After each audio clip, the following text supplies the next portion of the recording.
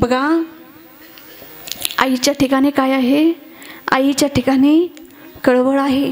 बघा ना, लेकरू कसंही असू द्या पण त्या आईला कसं असतं? प्रिय असतं.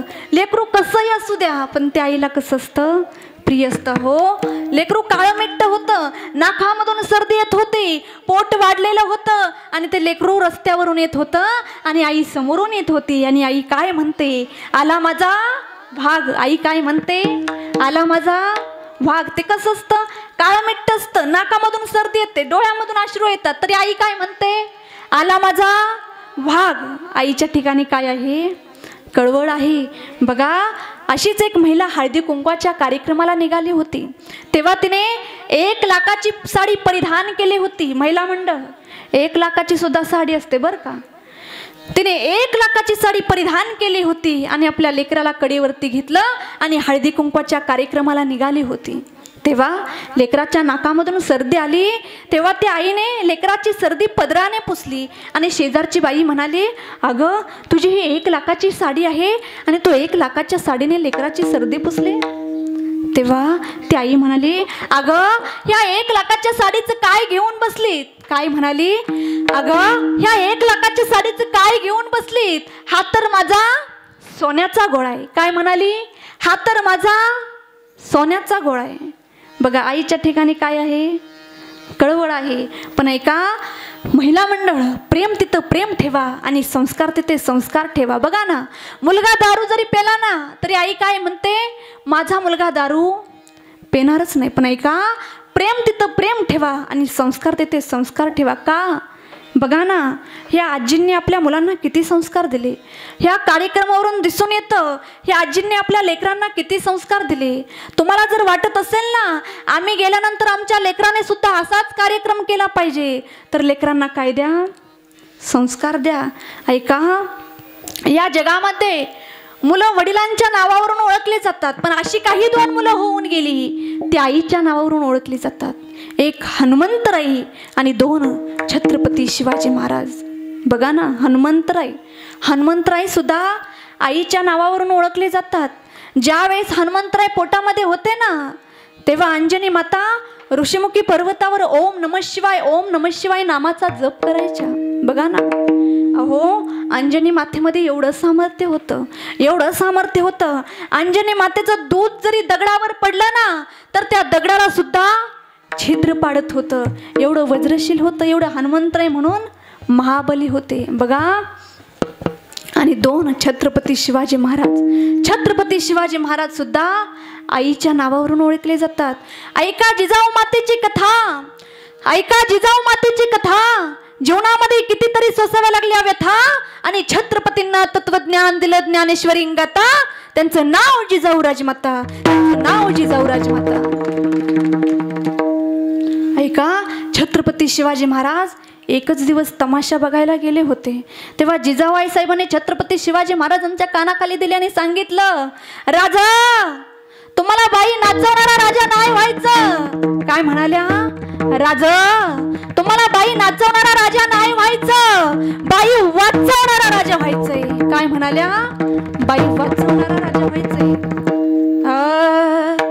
शिवनेरीवर शोभा जन्मला, शिवनेरीवर शोभा जन्मला, राजांचा अधिपती, सारा राजांचा अधिपती, दैवत छत्रपती नाम, दैवत छत्रपती नाम, दैवत छत्रपती. दैवत